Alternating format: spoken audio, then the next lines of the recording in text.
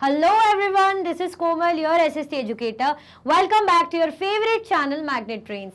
Magnet Brains आपको provide कराता है हाई क्वालिटी एजुकेशन, वो भी बिल्कुल फ्री ऑफ कॉस्ट, किंडरगार्टन से लेके क्लास 12 तक की सीबीएसई बोर्ड के कोर्सेज के साथ साथ आपको अदर स्टेट बोर्ड के भी कोर्सेज अवेलेबल है इन हिंदी मीडियम, जैसे कि UP board, Bihar board, Delhi board के कोर्सेज प्रॉपर सिस्टमैटिक वे में।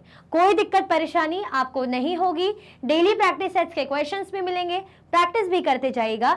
ई बुक्स और ई नोट्स की लिंक आपको डिस्क्रिप्शन बॉक्स में अवेलेबल है, तो भटकने की बात नहीं बनती है।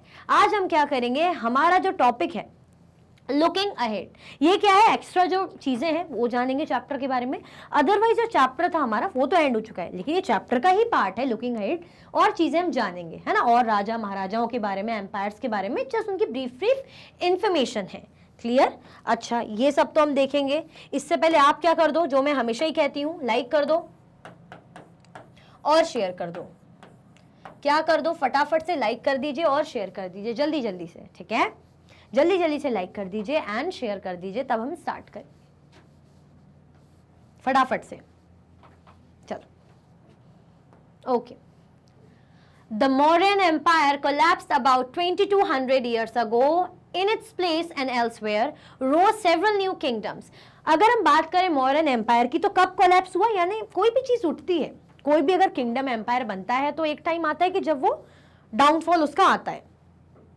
हम बोलते हैं ना, इंसान पैदा होता है, इंसान बच्चा बनता है, फिर भाई टीनेज बनता है, एडल्ट बनता है, फिर जवान होता है, यंग बनता है, उसके बाद धीरे धीरे धीरे बुजुर्ग होके, और वो भाई जाना ही पड़ता है इंसान को एक दिन। तो हर चीज एक बार ऊपर जरूर उठती है, फिर नीचे भी आती है, कभी ना कभी नीचे जरूर आती है।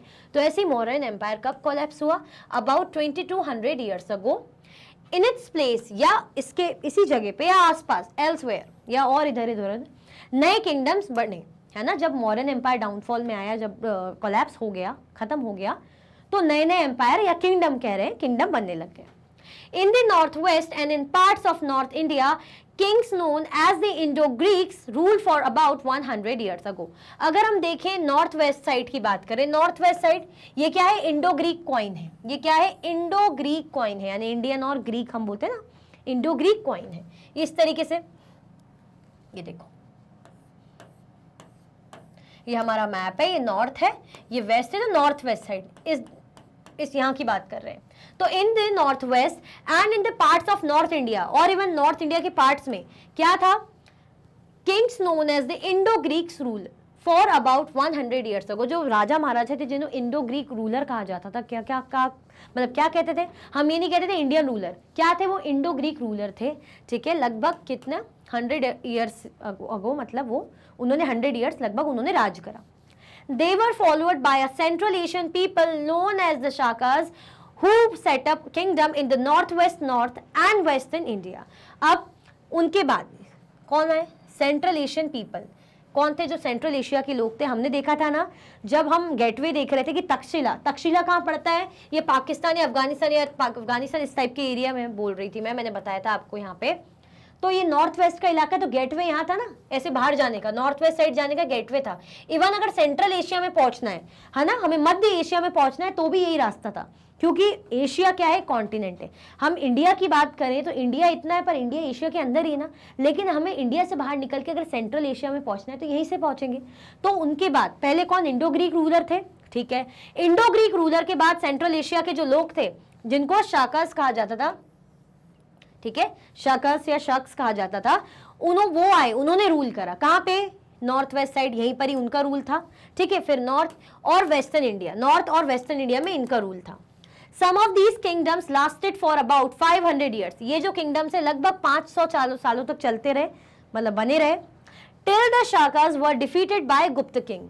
कब तक चलते रहे, जब तक गुप्त किंग ने, जो गुप्त राजा थे, उन्होंने क्या करा, इनको हरा नहीं दिया, है ना। मैंने बोला ना कि जब तक चीजें चलती उसके बाद कभी ना कभी डाउनफॉल होता है, तो इनका डाउनफॉल लगभग 500 सालों तक इनका राज चलता रहा। उसके बाद कौन आ गए, गुप्त किंग आ गए, नए किंग आते, फिर नया एम्पायर आता, यही होता है। जैसे दिल्ली सुल्तान के पहले जो है, अगर आप, अच्छा चलो वो तो चलो आप अभी 6th में हो, 7th में आप पढ़ोगे, जैसे सुना भी होगा कि पहले जो है राजपूत से, राजपूत के बाद दिल्ली सुल्तान आए, उसके बाद मुगल्स, इस तरीके से ऐसे ही होता है।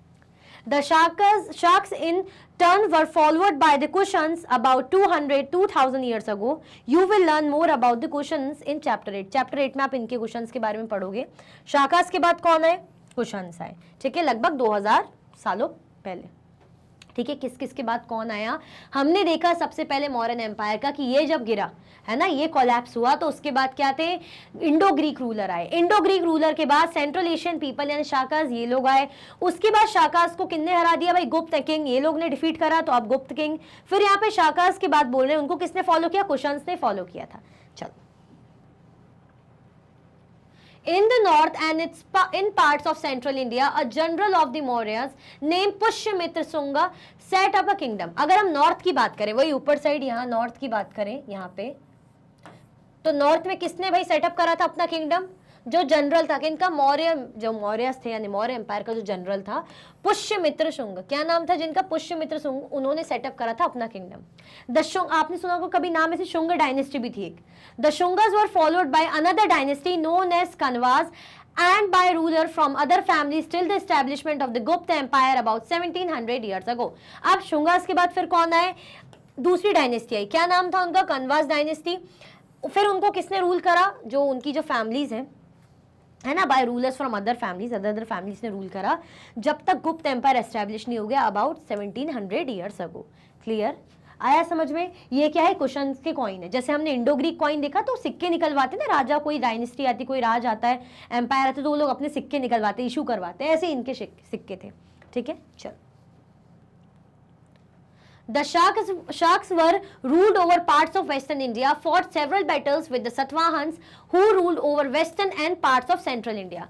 अगर शाक्स की बात करें तो शाकास की बात करें, शाक्स या शाकास इस तरीके से ही. ठीक है, तो इन्होंने कहाँ रूल करा? वेस्टर्न इंडिया, है ना, इस तरीके से यहाँ पे वेस्टर्न साइड, वेस्टर्न इंडिया. इनका बैटल हुआ था, इनकी बहुत सी बैटल हो रही थी सातवाहन से, है ना, अदर किंगडम होगा, उनसे इनकी बैटल हुई. अब इनका रूल कहाँ था? ओवर वेस्टर्न और सेंट्रल पार्ट में. किसका? सतवाहन्स का. The Satavahana kingdom which was establish about 2100 years ago lasted for about 400 years. जो सतवाहन किंगडम कब स्टैब्लिश हुआ था, कब स्थापित हुआ था? लगभग 2100 सालों पहले. ये कितना चला, कितना टिका रहा? 400 सालों तक. Around 1700 years ago, a new ruling family known as the Vakatakas became powerful in central and western India. फिर धीरे धीरे, मैंने बोला ना, हर कोई उठ रहा है फिर नीचे हो रहा है, फिर दूसरा आ रहा है फिर उठ रहा है नीचे हो रहा है, यही चीजें हो रही हैं. तो around 1700 years ago a new ruling family, नई रूलिंग फैमिली, जिसको क्या बोलते हैं? वकतकाज, ये आई. वो क्या बनी? कहाँ इनका रूल था? सेंट्रल और वेस्टर्न इंडिया, मतलब यही सेंट्रल और वेस्टर्न इंडिया, इस साइड ये वेस्ट है और ये सेंट्रल है ना, इस तरीके से. ये क्या है? ये शाका के कॉइन है. ठीक है, चलो. In South India, the Chols, Cheras and Pandyas ruled between 2200 and 1800 years ago. South India मतलब नीचे यहाँ साउथ में, यहाँ पे किसने रूल करा? ये साउथ वाले इन एरियाज में कौन कौन थे? चोल एम्पायर था, चेराज एम्पायर था, पांड्यास था. ठीक है, तो लगभग 2200 और 1800 सालों तक, मतलब ईयर्स अगो पहले इनका राज्य था, इनका किंगडम था. And about 1500 years ago, there were two large kingdoms, those of the Pallavas and the Chalukyas. फिर 1500 years ago दो important जो है kingdoms देखने को मिले. कौन से? पल्लवास और Chalukyas. There were several other kingdoms and kings as well. और भी kingdoms और kings थे इनके अलावा. We know about them from their coins and inscriptions as well as from books. हमें उनके बारे में कैसे पता चलता है? किसी भी चीज की जानकारी हमें कैसे मिलती है? बुक से, है ना, इंस्क्रिप्शंस देख के, सिक्कों को देख के. सतवाहन के कॉइन है, ठीक है, सिक्के देख के पता चलता है, क्योंकि हमने जो चैप्टर्स हैं पहले के उनमें पढ़ा है ना, कि अगर जो हिस्टोरियन है उनको पता कैसे चलता है, जो आर्कियोलॉजिस्ट है उन्हें पता कैसे चलता है? कोई भी स्क्रिप्चर देख लिया, स्कल्पचर देख लिया, सिक्के देख लिए, कुछ भी खुदाई में से चीजें मिल गई, ऑब्जेक्ट्स मिल गए, उनसे ही तो पता चलता है कि किन के बारे में क्या था. There were other changes that were taking place in which ordinary men and women played a major role. और भी चेंजेस यहाँ पे देखने को मिले जिसमें ऑर्डिनरी मैन मतलब आम जनता, चाहे वो औरत हो या आदमी हो, उनका एक इंपॉर्टेंट रोल हमें मिलता है. ठीक है, आया समझ में? चल. These included the spread of agriculture and growth of new towns, craft production and trade. इसमें क्या क्या इंक्लूडेड है? एग्रीकल्चर कैसे स्प्रेड हुआ, नए नए टाउन्स बने, क्राफ्ट प्रोडक्शन और ट्रेड ये कौन कर सकता है? ऑर्डिनरी पीपल ही करेंगे ना. राजा तो राज करेगा, बाकी जो एग्रीकल्चर हो रहा है, नए नए टाउन्स बन रहे हैं, बनाने का काम, क्राफ्ट जो है चीजें, क्राफ्टिंग की ट्रेड हो रहा है, कौन करेंगे भाई? Common people, ordinary people.